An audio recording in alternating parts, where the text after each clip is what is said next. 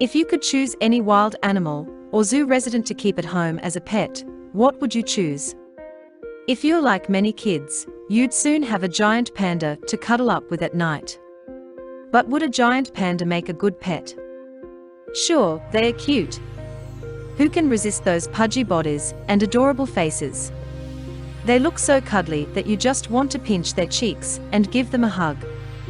They would be a real chore to take care of, though. First of all, they eat a lot.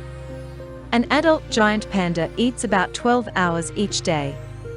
Over the course of that time, it consumes about 20 to 40 pounds of bamboo. That also means that pandas have to use the bathroom dozens of times a day. That's a lot of cleanup. So it's probably best to leave the pandas in the wild and in the zoos. Unfortunately, there aren't many pandas left in either place these days. If you want to see a giant panda in the wild, you'll have to visit the cool, wet bamboo forests of the remote, mountainous regions of central China. You'll also have to be super sneaky, as pandas have an advanced sense of smell that helps them keep their distance from predators and other pandas. Giant pandas tend to live a mostly solitary existence. They do search for mates in the spring, and females will give birth to a cub or two in the fall. Unfortunately, the giant panda's birth rate is quite low. Pandas in the wild have only recently been able to begin to replenish their numbers thanks to ongoing conservation efforts worldwide.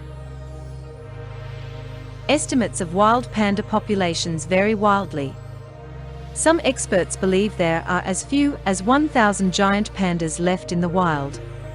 Other scientists believe there are about 1,600 pandas left. A recent study using DNA analysis, however, concludes that there could be as many as 3,000 pandas still in the wild. In addition to wild pandas, there are about 250 pandas in zoos, mostly within China. These beautiful, peaceful creatures are adored by millions of people around the world. In their homeland of China, they are considered a national treasure. They have few natural predators. So why are they so rare? Who is their worst enemy? Sadly, it's us.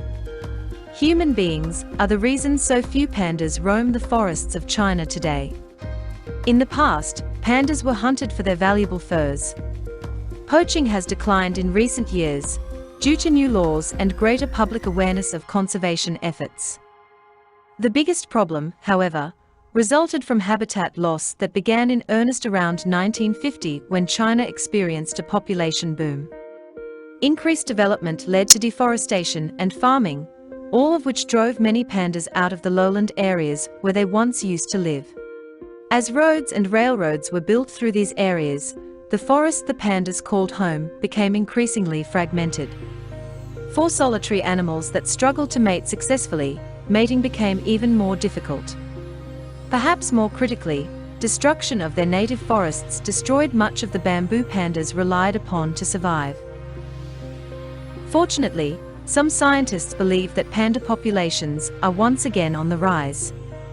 The Chinese government has opened over 50 panda reserves, which is over 4 times as many as existed just a couple decades ago. Once listed as an endangered species, the giant panda has recently been upgraded to vulnerable status, an indication that conservation efforts are working. With continued conservation efforts, there is good reason to hope that giant pandas will once again rise to the levels that existed in the past. That is all for this episode. If you have got any information, do like, share, and subscribe.